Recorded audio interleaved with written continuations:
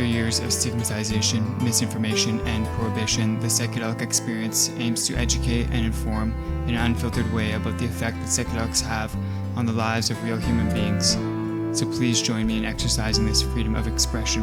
One of the lessons that I learned through one of my first sittings was that your presence alone can sometimes just be enough. I realized that sometimes I can't intervene, or a lot of the times I can't intervene when she's got stuff going on in her life. The only thing I can do is be support.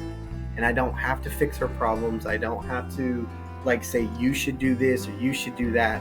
It's more of like, hey, I'm here for you if you need me. And that's the same way as like what I felt when I was sitting in ceremony when she's having her purge, and I kind of sit there and I pray for her.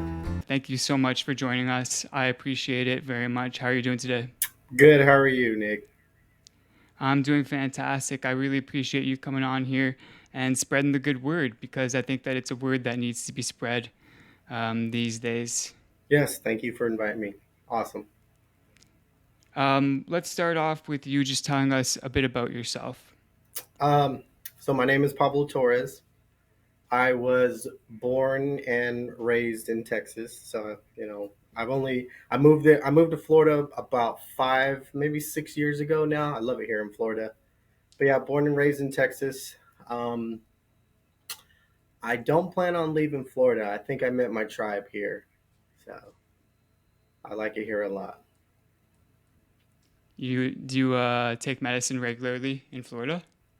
Yeah, so it all started, maybe, man, wow, now it's going on 4 years.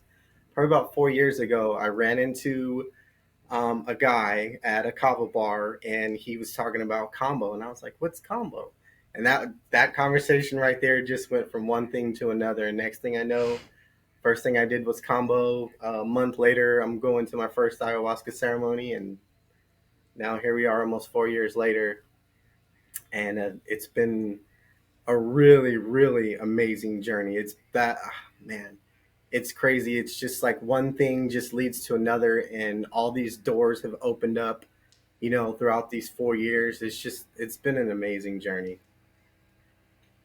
Awesome. Tell us about your first experience with combo. Was that the first? Now, had you used substances before doing that combo? No, I haven't. I didn't really use anything, and actually, as far as like psychedelics, I did LSD when I was like 17, and it was not a good experience. Um, it was, I did it more for like a party thing. By the end of the night, I was just ready to come home. Um, but no, combo. I knew nothing about like combo or anything. I kind of went into it blind. But the guy that was doing it, he was very informative about everything. Like he was walking me through everything that was probably going to happen, what he was going to do.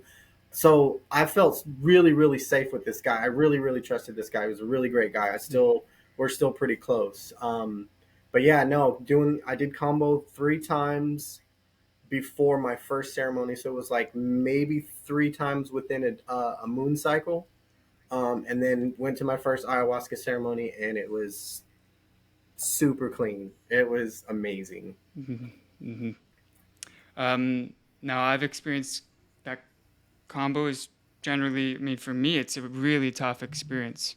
How was it for you?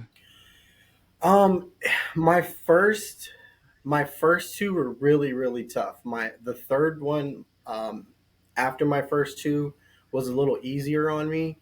But over time, since I've been doing combo, I realized it has a lot to do with, of course, how clean you are, how clean your body is. And when I first went, I thought I was a pretty healthy person, for the most part. That showed me otherwise. Um, I had a I had a pretty rough purge, and it was like Hmm. feeling like this it was never going to end. But I tell you what, once I was done, it was just such relief. I felt so light. Such a cleanse, such a deep cleanse. I think that's a little bit of a misconception that a lot of people have, is that that if it's a tough experience, it's not good. Oh yeah. There's no benefit to it, but even though you recognize it was tough, it was worth it, right? Oh, Like, definitely worth it. Yeah, it's like you know, you can't have the rainbow without the rain. So mm-hmm. So that led you to your ayahuasca experiences, eh? yes, so the guy that served combo was so there he knew a few different people. So the first person that I ever sat with um it was a guy from Colombia that came to Florida in Tampa to these like a church ground. But he was I, I can't say that I didn't trust him. It's just that not being connected with this guy, it was a little different experience. It was a great experience. Don't get me wrong.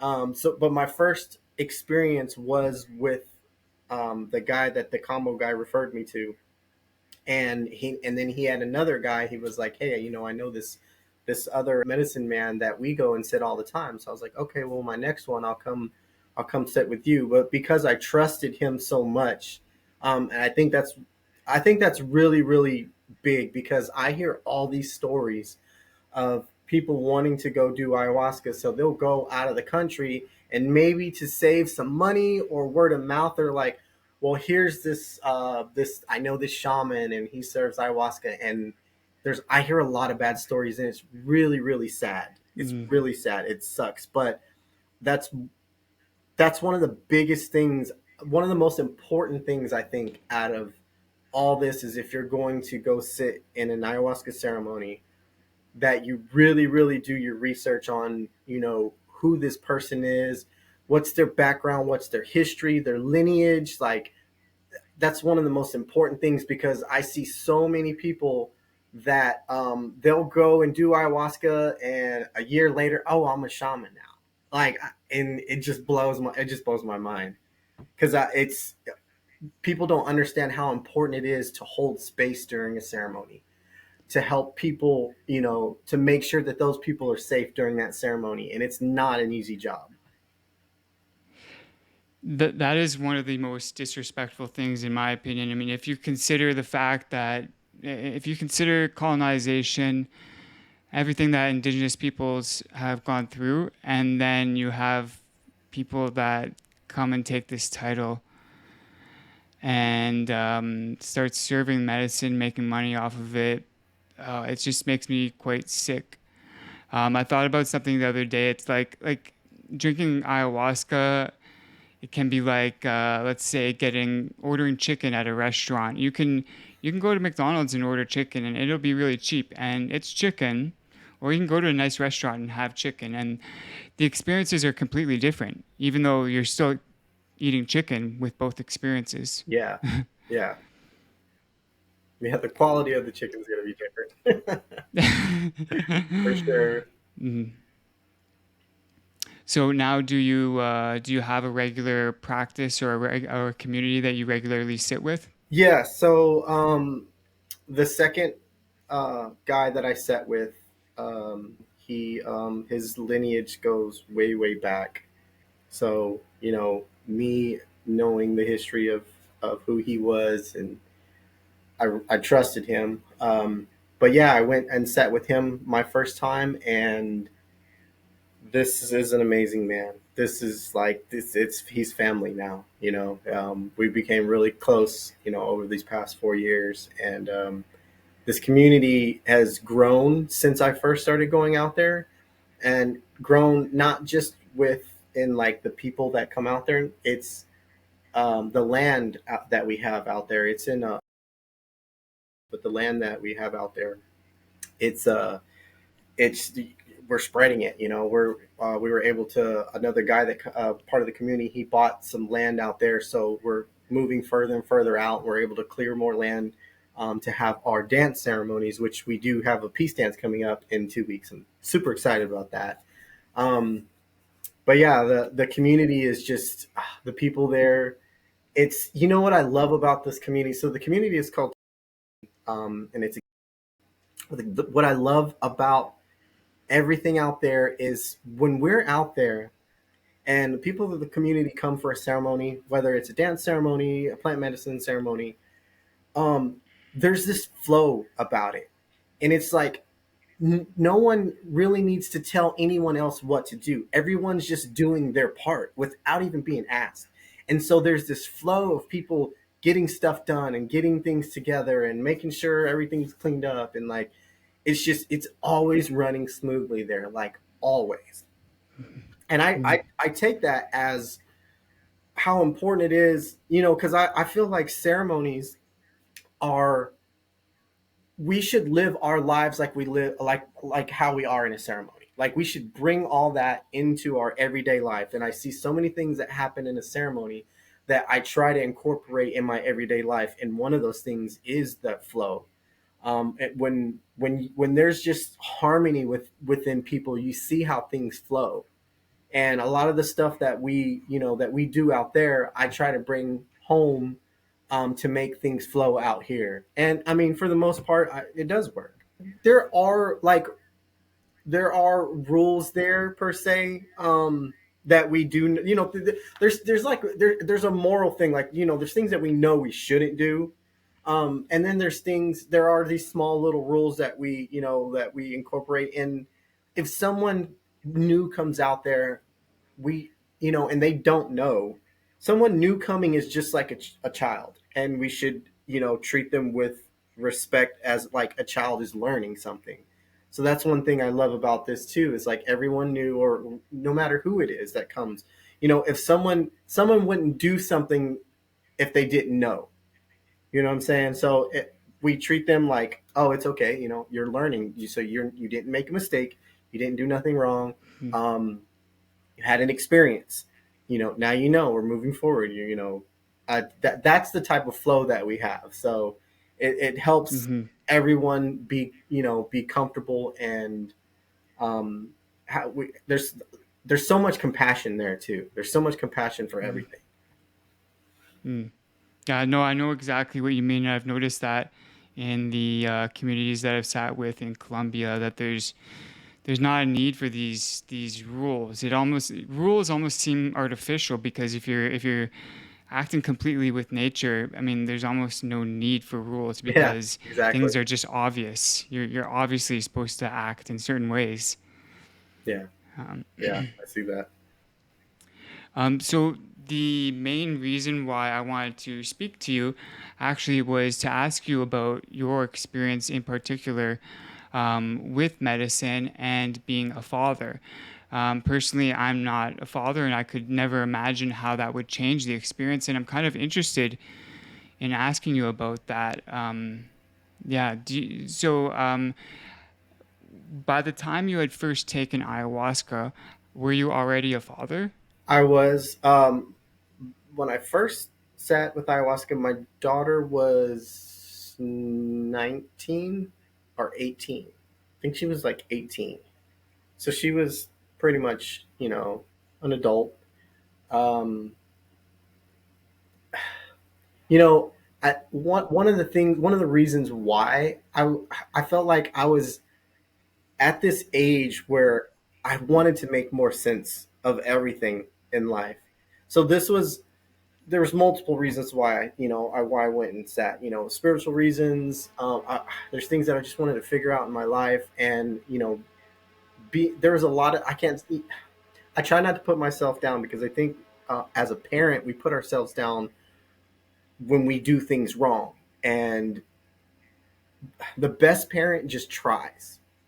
Is just there, and whether you mess up or not, and I had to look at it like that. So that's one of the lessons that I learned through, one of my first sittings, was that your presence alone can sometimes just be enough. And sometimes I was trying to do things the wrong way, which was, um I don't know, I was like a gift person. Like I would try to make up for things with gifts, and that's not what I needed. I realized that my daughter needed presence. And once I was able to give her a different kind of presence, things changed with our relationship. I think it definitely got better. And, she ended up sitting with me in a ceremony, her first ceremony, about 2.5 years ago. About 2.5 years ago. So, so now she's a part of the community. She's a big part of the community. But I'm it's sure. I'm sure.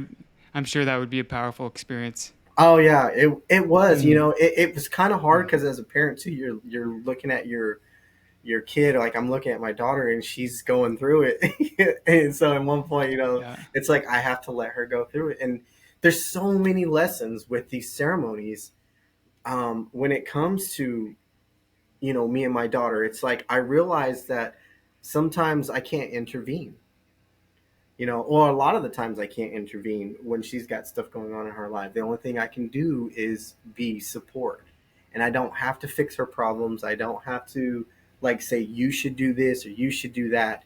It's more of like, hey, I'm here for you if you need me. And that's the same way as like what I felt when I was sitting in ceremony when she's, having her purge. And I kind of sit there and I pray for her, pray that whatever she's Mm. releasing is like what she needs to release. And it's the same thing, outside of ceremony. I pray that whenever she's going through something, that she's able to release that. And then if she does need me, like I'm here for you. So, has the content of your ayahuasca journeys been related to these kind of issues of fatherhood? Um, I think there's probably always something that comes up because my Mm, daughter is one of the closest people that I have in my life besides like my sisters and my father who don't live here, but my daughter does live with me. So I what I see is like some of the closest people in my life, little things will come up almost every ceremony. Maybe it might just be one small little thing, but it comes up and it gives me an answer. It gives me um, something that I need to move forward to do. And one of the most hard parts, I would say, out of all this is taking that lesson and integrating it. Because we can be shown so many times what we need to do, but it takes a while to break a habit. Outside of life, it does take a while to break a habit. And I think being more aware, having more awareness in your everyday life, which I feel like I do. I feel like since, all these ceremonies that I've done, my awareness is a lot different than it was 4 years ago. So when something does come up, I'm able to kind of sit with that in my head and like be able to make a decision, before reacting. Not saying that I'm perfect because, there's times where I have reacted, and then I step back and I'm like, okay, that was not ceremonial like. but but no, I think integration with all this is one of the one of the main things that people need to understand, and how important it is, with all this, because someone can come and have an amazing experience and not take those lessons with them. They go back into the world of chaos and fall back into those same patterns because of maybe the environment that they're in. There could be multiple reasons, but yeah, integration. Some mhm. people can integrate really, really quick, and I felt like there was a lot of things that I integrated within a short period of time, and it was a lot. Um, but her integration process is maybe a little slower, but that's at her pace 'cause she's a little younger. So I totally understand if she's not. Sometimes I'll say, hey, there's another ceremony coming up. You want to come, and sometimes she's not ready. If she's not ready, that's totally fine. So it's something that I learned through all this too. Is like I remember when I first started going to these ceremonies, I was so pumped. I was like, my whole life was changing. My whole world was changing. Everything. I was in this high vibration. But one thing that I was doing is like, I was oversharing, with people and my experience and everything. I looked at it as a fixer all. Now I look back and it's not. But for me, it was fixing a lot of things in my life. And I felt like maybe I was a little not pushy, but I was always talking, oh, you should do ayahuasca. You should do ayahuasca. Mhm. But I realized that this is not for everyone. Everyone has their own path of healing or, waking up or whatever you want to call it. And I realized that over time is, I can hear someone that I just met talk about their problems or things and they're searching for this and this and that. And all I can do is talk about my experience instead of saying you should, try and come do ayahuasca. No, I'll talk about my experience. If you're interested, it might help. If not, there's other things. There's meditation, there's yoga, there's, whatever therapy. All that stuff works. It's just everyone's going to take a different route. I totally resonate. I've come to the conclusion that nobody should be told that they need to do ayahuasca. Period. It's something that you need to make the decision if you want to. The weird thing It. about that. Oh, sorry. Go Mhm. ahead. No, no, go Oh, ahead. I was gonna say, the weird thing about that is like I felt like once I stopped, I'll use the word again, pushing it on people. I felt like I started attracting people who were coming to me for it. Mm. I met a lady a couple nights ago out of nowhere. She had just stopped. She was telling me her story. She had just stopped drinking, and she asked me. She was like, "How did you stay sober for so long?" I was like, "Oh wow, it's like I've been sober for, let's see, July will be 6 years." So when I told her Amazing. that, yeah, it's just oh, what a journey! It's been amazing. But I told her that, Wow. and she asked me all these questions. I was like, "Oh, I started off with meditation, and I went to AA for a little bit, not that long. I don't go to AA anymore." And she's asking me. She brought up ayahuasca, and I had the biggest smile, because she's asking, and I let her talk for a few minutes, and I was like, "Well, hey, so I'm a part of a community.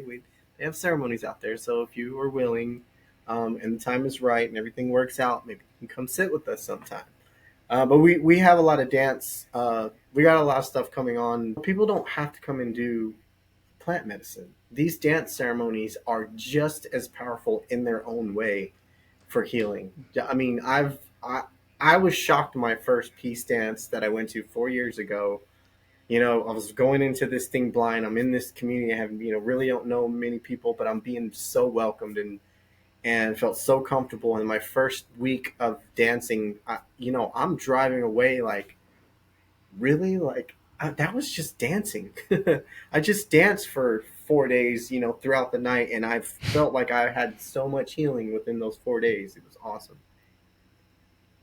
Mm. Um, it's very interesting the way that, say, dancing or really anything within a ceremony can affect the energy of what's happening in that ceremony. What else? What other kind of practices happen in the ceremonies that you sit in?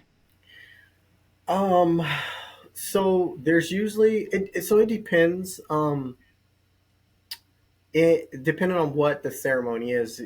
There's ayahuasca ceremony, there's wachuma, and there's mushroom ceremony, which they call it deitos, a deito ceremony, and they're all a little different, so they do different things. An ayahuasca ceremony is more.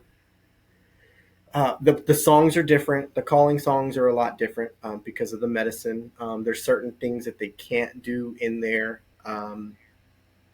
But I would say for an ayahuasca ceremony, it's more of a, it's a quieter ceremony. Let's just say that, there is music, being played throughout the night. Not much going on, and I do know towards the end, one of the facilitators usually breaks out her singing bowl. I don't remember which one it is, but every time, I mean, every single time when that comes out, there for me, there's always this one. I know the ceremony's coming to a close, but I feel like for me it's this little release of any little tiny thing I have left in me that needs to leave, that's been stuck in me, whatever it was, something, some thought or whatever, usually comes out. To me, it's always like something that I get my little small answer from or whatever. It's like the closing, and I Mm. know, and I'm like, oh, yes, thank you. So that's the ayahuasca ceremony. the Deito ceremonies are they're very short. They're only 4 hours long. So they do start a little earlier, usually right when it gets dark. Now that one towards the end of the ceremony. So what the medicine man does for all the ceremonies when he starts is he is a hypnotherapist also. So he started integrating hypnotherapy to start the ceremonies with to ease people into it. Because, there's a lot of people that come and they're nervous, you know. So one thing, well, actually, let me go back. One thing that we do before every ceremony during the day is a sweat lodge. So that usually helps people calm down. It gets a little of some things outside of them that they need to get out before the ceremony, and it does make a difference. But he does do like a guided meditation, a light meditation for about 20-30 minutes to ease you into the medicine. And usually by the time that he's done with his meditation, walking through, the medicine's kicking in, and everyone's pretty calm. So I see the difference of when he started incorporating that from when I first started going out there, and it's a lot calmer. A lot of people are a lot calmer going into it, feeling a lot more comfortable. Then they go through their own process. The Wachua ceremonies, those that's such a magical medicine. Those usually maybe towards not towards the end, but sometimes in the middle. It's more of an energy medicine. So we will get up and dance. We'll get up and do certain things and get the blood flowing and get the heart pumping and things like that. And it's such a different experience than all the other ceremonies. It's still beautiful, but the energy of it is way different. And when we start doing, you know, when we start to get up and dance, that's when I feel that's when everything starts to come from me as far as my answers. Majority of them, whether it's during the dance or Mm. afterwards, once I get my body going, I feel, because we store our emotions in our body. And when we get up and move, we're able to release some things. And once we release those things, then we get answers to things. And it's always amazing to go through all that. But Wachuma ceremonies are probably one of my favorites. For those that don't know, can you tell us what Wachuma is? Wachuma is San Pedro. So it's a cactus. It's got mescaline in it. It's very very similar to peyote, which we have not done peyote ceremonies out there yet. They're trying to incorporate a teepee and another facilitator to do that, which will be coming soon. But that medicine is very beautiful medicine. It's a heart opener. It's considered a grandfather medicine, as ayahuasca is considered a grandmother medicine, and theitos are considered the child medicine. But yeah, so it does have mescaline in it, and we usually drink it in a tea. So it's ground up in powder, and we drink it in a tea when we have those ceremonies. As we do the theitos, those are ground up and mixed with cacao. Cacao is a heart opener. I would say it's high in magnesium, so it does open the blood vessels in your heart, and you'll totally feel that during your ceremony. A lot of people talk about the synergy between, say, ayahuasca and San Pedro. In your experience, is there a synergy between ayahuasca and San Pedro? I would, hmm, I would say yes, but I think for me it's because it's a ceremony. So what I'm realizing is that the ceremony itself is the magic. The medicine plays a part of that. There's the fire, which is I'm one of the fire keepers out there, and the fire has taught me so much also, about life. I feel like I've learned so much through the fire than I did from growing up, from childhood to teachers to all the stuff. I've learned so much from this fire.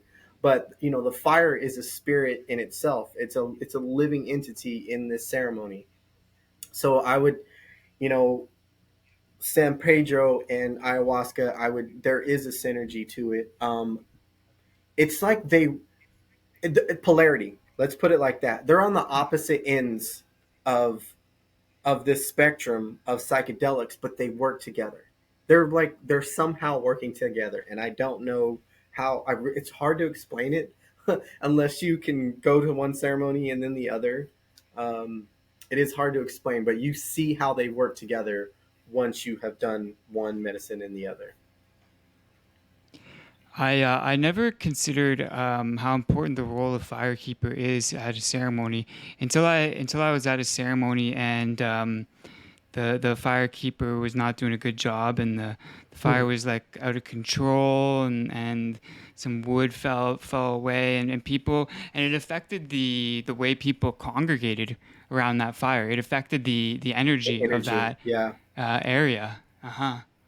Yeah, so one thing that's really big with me and us other firekeepers out there is, if someone's coming to be around the fire, or one of the firekeepers is maybe having a bad, like not feeling good, mentally not feeling good, you know, we always advise to step away. Will someone else will take care of it, because they are putting that energy into that fire, and that fire is the energy for everyone else. So it does play a big role. It's the strength of the ceremony.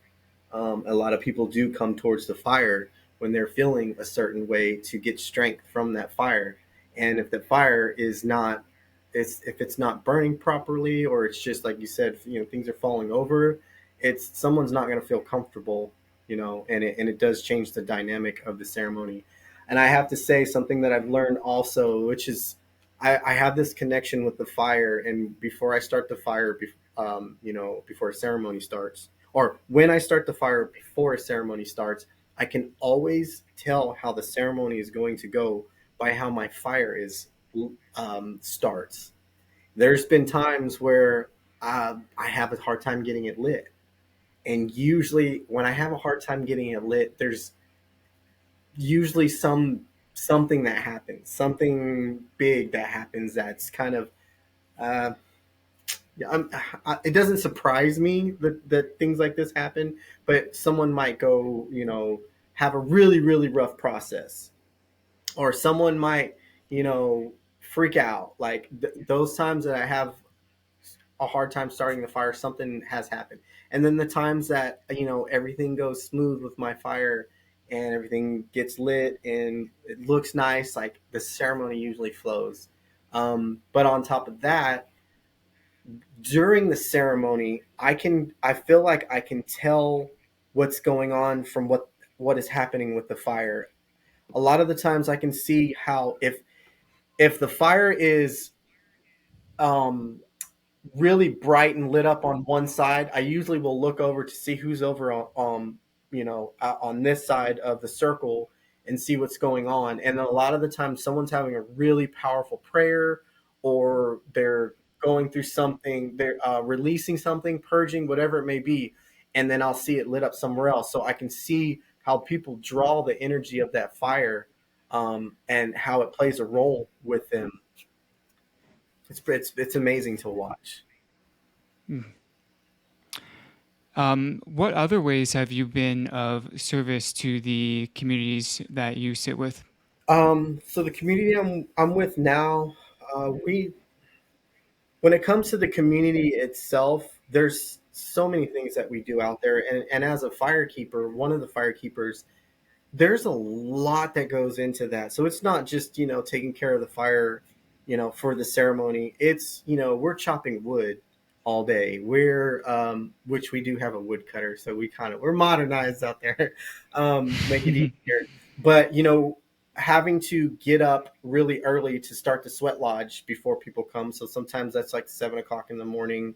I'm out there cleaning up the sweat lodge itself, getting things ready, putting the tarp on, um, gathering all the wood that I need, getting the stones, and that's just that part. But other things out there that need to be done. You know, we're having to clean up the land. We're having to do a lot of raking before the ceremony because if we're not there for like a month or so, excuse me, um, you know, leaves will be everywhere. We want to make sure you know everything's clean. Because we are in nature, there are rattlesnakes out there. So you know, we go around the land and make sure there's you know nothing that would harm anyone. Um, that's the community. That's kind of what we do out there. Cleaning up in the kitchen, so just you name it. There's keeping up with the bathroom Mhm. stuff. We have a water system, so we have a pump that comes from the spring. So all the water out there is natural, and then it pumps into these big like 50-gallon drums. So that feeds the showers, but um, we have to have this little what is it the generator turned on in order for it to do the pump. So we got to make sure you know there's gas in that.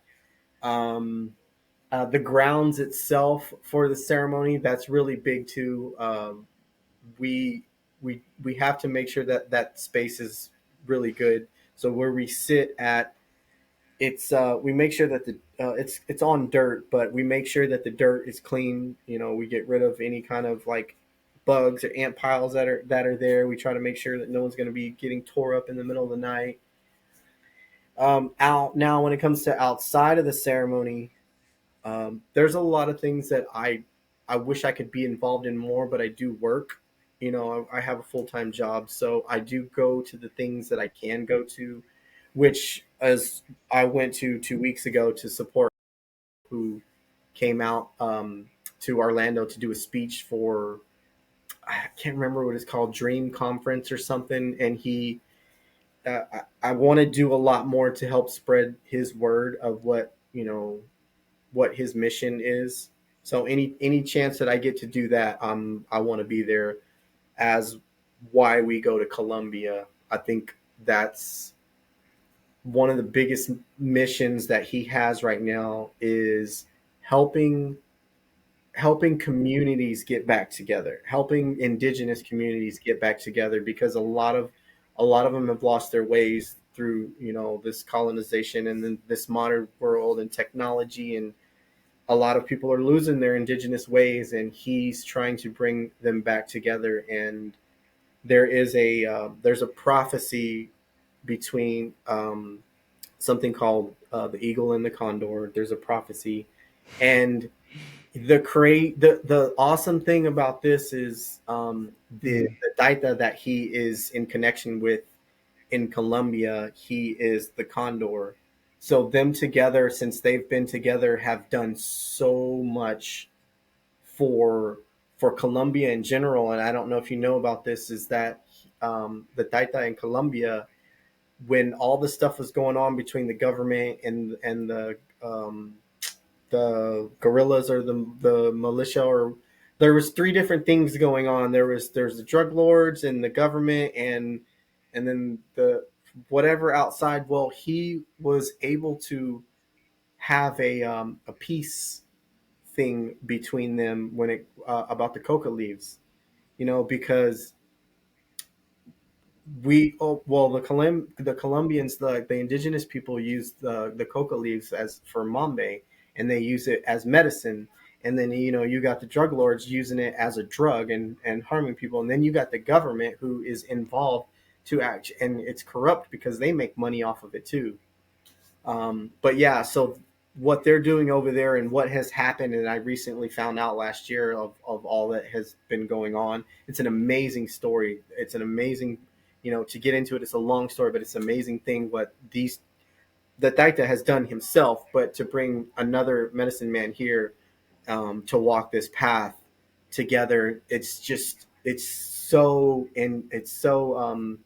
contagious, like it's contagious to want to be in this to help and to see the difference Mhm. that it's making in these communities. So to me, that's like my mission, that's my purpose, and I'm all for it. So any chance that I can get up to go do anything outside of our community to go help out, I'm there. Clearly, there's been a huge impact on your life. Oh, definitely, yeah. Did you mention that you have been 6 years sober? Yes, 6 years Can sober. you tell me about that battle? Man, I remember years before I got sober, my drinking was getting worse and worse, but it wasn't getting worse to where I wasn't physically abusive. I might have been verbally abusive, but I personally didn't think it was that bad, and it's because I was looking at other people who were worse than me. So I was using that as something to make me feel better, is to be like, oh well, at least I don't have any DUIs, and I've never been to jail. You know, I've never hit no one because I was drunk. I never did this and this and that. So I was justifying my drinking so I could keep drinking. But I just the day that I quit, I had into an argument with someone, and it was my fault. But drinking was a way for me to escape. And what I realized, like, drinking really wasn't my problem. My drinking was just a symptom from my problem. My problem was wanting to escape and not fix things, and not really deal with the hard things in life that I needed to deal with. So that when I got in that argument, the next day I just said, "Okay, I'm done drinking." And from that moment, for me to make a decision and say, okay, no, I'm seriously done. I look back now and think like, wow, I really did stick with it. But it was such a powerful moment Mm. for me to really want to just change my life and say, I cannot do this no more. Like, I'm destroying my body. I'm destroying my mind. It's like, it's eating me up. I'm lazy. I have this, I had something that I admit, it's kind of like, it's called the Peter Pan syndrome. And the Peter Pan syndrome is a male adult who's doing nothing with his life, who's living his life as a kid and has no purpose, has, has no really, no compassion for people. He's just out there, living his life, thinking that he's living his life, but not doing nothing, not doing nothing for society, not being productive, not, you know what. And I realized, like, I can't do that. Like, I don't want my legacy to be Peter Pan, especially for my daughter or my friends and my family. I didn't want that. So it was, I can't say that it was tough when I quit, because I had this thing in me to where I was just so set I wasn't going to drink. Not drinking was the easy part. The hard part was going through all the crap sober, going through all my problems sober, having people, family members die, and not wanting to turn to a drink, or going through a breakup and not wanting to turn to a drink. That is the tough part. It's just going through life sober. And did you take this turn before plant medicine or after or I when? did. I took it. Um, I would say I took it about 5, 6 months before my first ceremony, and that so me, it was this little, like I said, doors kept opening up. So for me, just to quit drinking, I found meditation, and I started meditating through these YouTube videos, which they were they were kind of helping. I was getting into it. I was finding something. But then, that meditation led to this thing, and then that led to something else. With meditation, in a sense, it was just different meditations. And then I had the choice to either go to a plant medicine ceremony first or a Vipassana meditation retreat. And I chose the Vipassana, and it was the best decision. And I'm so glad I made that decision, because it did help me with the medicine. It helped me to sit still. It helped me to be, to whatever came up, for me to sit there with it. But I was having, and to be honest, I'm looking back, it was really rough to have so many life-changing events in a short period of time. But I had this mindset, where I was so determined that I was able to integrate really quick. Now, there were certain things that I did fall back on, um, but I didn't shoot myself for it. I was like okay with it. I'm like, okay, you're growing, you're learning. But I was at this fast pace, and I honestly think when looking back now that I probably went a little too fast than I was ready for when it comes to all these healing modalities. Um, and I felt like I was trying to get somewhere so fast, and I was missing out on the journey. I was trying to heal myself and do all this stuff so fast that there was a part of me that was missing the journey, and part of the journey was falling back sometimes and then moving forward and experiencing, going back down and then moving forward. Like that's part of the journey, but I didn't want to be there no more. So I kept trying to do these new things to like shoot me forward so I didn't have to be in this low spot. But I realized that I need those low spots. Like I realized that if I get knocked down, I need to sit there for a minute and realize why I got knocked down instead of trying to get back up in a hurry to make sure no one saw. Like it's a total different game for me now, and I'm not in a rush for anything anymore. I'm able to accept, and I feel ayahuasca played a big part of that. Is I'm able to accept anything that comes. Like it's gonna suck. Like the bad stuff's gonna suck, but it's just there. Everyone has it. People just deal with it differently. So yeah, Hmm. that's been a big change for me was looking back on my journey to see how it started compared to how it is now. Amazing, amazing to hear about these realizations. And you mentioned it a bit that Aya played a role in you coming to these realizations. How much of a role did plant medicine play in you coming to these realizations? Um, honestly, I feel I feel like they played almost all of the role. Reason being, or the reason why I say this is that I've had stuff come up in ceremonies, and I have these epiphanies or these big realizations, and then I take it out. I come out into the real world and I integrate it. But what I'm starting to notice now after all these years is that I don't have to have medicine now. I feel like I have these epiphanies that come to me more and more without the medicine, but I feel like in a sense like I'm on the medicine. So I feel that I can just call upon, the medicine for my answers, and a lot of the times I can get my answer. Something also that I've noticed maybe the past year or so is that I always have an intention when I go into a ceremony. And maybe within the past year, I have gotten my answers prior to even going to the ceremony.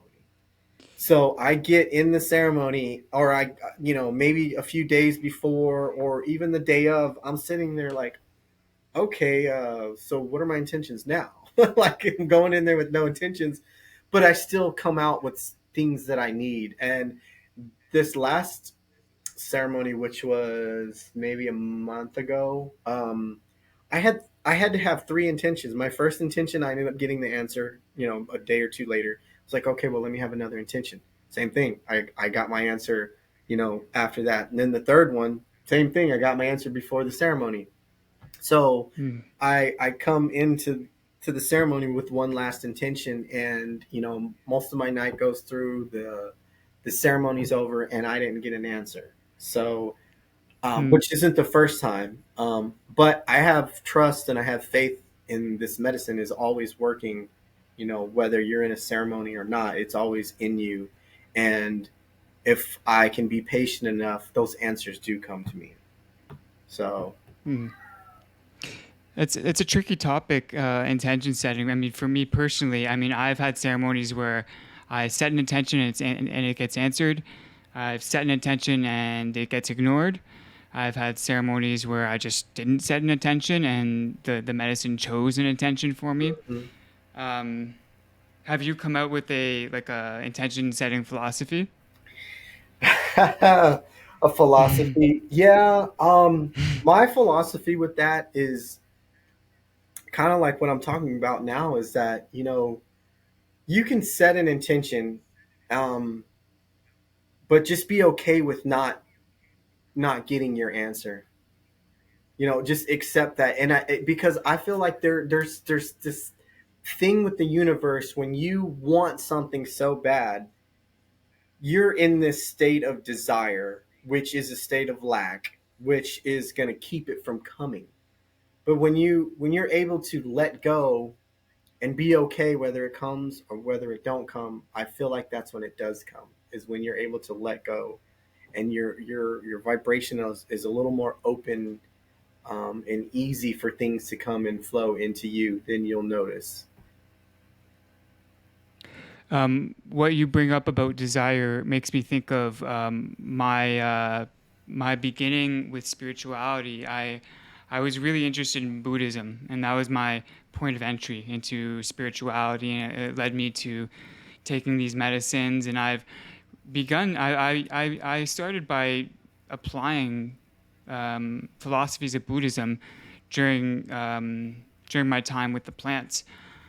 And you mentioned that during ceremony there are different modalities, different techniques that are being used, not necessarily traditional.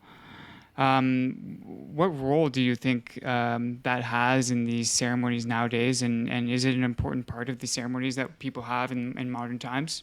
What role? Adding different Oh, modalities different things into in there. additional modalities into ceremony, is that Um, important? I think because these ceremonies are open to everyone. You know, whether you're Catholic, you're Muslim, you Christian, whatever, you're Buddhist. So I feel like what people want to do in these ceremonies. Well, let's just go back to the meditation. That's more of something to get someone to ease into the medicine to help them calm down, which is not traditional. And I wouldn't put it as it's like a Buddhist thing to do or anything like that. But that's just one thing, that's incorporated, that is different. And then during the ceremony, there are people who, are from, there are people who do like big time meditators, so they'll come and sit next to the fire and literally just sit there and meditate. And that's their journey. That's something that they're going through. And then there's other people who will pray to, you'll hear them praying to Jesus, and that's part of their beliefs and their journey. There was a lady recently who's part of the community. She was actually doing yoga around the fire. She was stretching and doing yoga, and it's like, whatever. And she was having a rough process, but that was helping her. Moving her body and stretching was helping her go through all that. So yeah, everyone has, a different way of going through these ceremonies. And I think that's so awesome, though, is to sit there and watch and see the everyone doing something different to help them. And that's something I've learned through ceremonies, is that we're all different, and there's no reason to like shame anyone because of their beliefs or how they do something. That's their journey, that's helping them go through life. And if we can all do that, it'd be such a better place in this world if we can just accept how people, deal with life. Some people might deal with life in a bad way, but to be accepting of that and say, well, even though I don't agree with it, but to accept it and say, okay, this is this person's journey. This is how he deals with things in life. Let him deal with it. If he wants to go drink, let him go drink. I don't agree with it because it could harm himself or someone else. But you find more peace in that. That's an amazing point that you're making, and it may be like one of the most fascinating things about these medicines is that you can apply so many like modalities in combination with them, and it can work. It can do stuff. I mean, and I've always wondered about why. Um, Maybe that's not a good question to ask. Do you ever think about that though? Yeah, I mean, I try not to. But It's a deep thing. It's yeah, profound. yeah, Yeah, because you can go down the rabbit it's hole. fascinating. It's a fascinating mystery. It's so there's a lot of things in this space where I just say it's a fascinating mystery. That's enough for now. I'm gonna save my mental health and Yeah, not go down the rabbit hole or with that. yeah, yeah, yeah. Um, there's a lot of people who haven't done medicine work, and who are very resistant to it, in North America. What would you say, about getting into it? What is your advice if you're looking to get into, this kind of work? First of all, I would suggest that if you talking about someone that needs to come for healing, or yeah, I would look really see if it's a fit. I think sometimes there are people that want to come to ceremonies or want to do plant medicine, and it's because, well, I heard this or I heard that, or this person told me this, told me that, which is good, because if someone's going to tell you their story of healing and it attracts you, that's a good thing. But sometimes it isn't right for everyone. um, I also suggest is really really, if you really, really want to come and sit in a ceremony with plant medicine, do you really ask yourself if this is what you really, really want? Like, your intention, do you have a really strong intention with coming to your first ceremony? And if you do, more than likely, you're going to get a lot out of it. If you're just going because maybe your significant other wants you to join them, a lot of the times, they might not get as much out of it as the other person. They're doing it to support their partner, which is okay. Um, but yeah, it's really, really doing the research, really seeing, like, is this a fit for you? Making sure that you're finding a safe space and don't just rush off to do it because you think you need to hurry up and heal something. Really take your time in finding a place, a community, people that you trust. I do see that there are a lot more churches now in North America that are popping up that are that have plant medicines, and I maybe know about.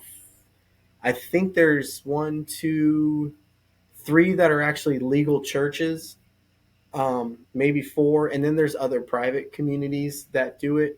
But I know that they're all safe places. So, but a lot of people do look to going to South America. But yeah, really doing your research on that is one of the biggest things. Not only researching for a safe place, but researching to make sure it's a right fit for you, because and it might not be a right fit, because sometimes this plant can maybe do more damage to you mentally than you might think. So Do people in North America, should they have the right to participate in ceremonies like this if they'd like to? oh, definitely. I mean, I honestly don't understand. I mean, I can understand why it's illegal, because there are people who are not respectful with this medicine. There's a lot of people that have egos with it, and think that they can go and serve this medicine to people and have their own ceremonies and things like that. But I see the part where it shouldn't be regulated. I don't think it should be regulated, because when the government gets involved with anything, it's a mess. Um, but anyone, you know, if you can find a tribe, I say the word tribe, but if you can find your tribe, and you feel comfortable there, go for it. Amazing. Last thing that I want to ask you is that we've mentioned the word ceremony many times today. Let me just ask you, I mean, maybe we should have defined it before we started. Let's ask you for the last question, what is ceremony? Ooh, man. um, wow. I wasn't ready for this one, but I would have to say a ceremony to me is a sacred space of gathering, and it could be done, for different reasons. Um, because, like I said, because we do have dance ceremonies too. We have the sweat lodge ceremony. Those are all ceremonies, but it's something that is sacred to come back to yourself. Um, whether it's through plant medicine or dancing or whatever it may be. It's if a ceremony is something that I think people come and gather to go inward. To me, that's a ceremony. Now, I hear people say like uh, a wedding ceremony, like we're having a wedding ceremony. That's a gathering, and to them it's a sacred thing. Someone's coming together in union, and they're gathering, and they're gonna dance and eat food and have fun and things like that. But still, the sense of it as they're all coming together in a sacred space. So to me, I think that's what a ceremony is. Amazing. Thank you so much for your time today. I really appreciate your vulnerability, Thank and I you. really appreciate you showing up and spreading the good word. Yes, thank you, brother.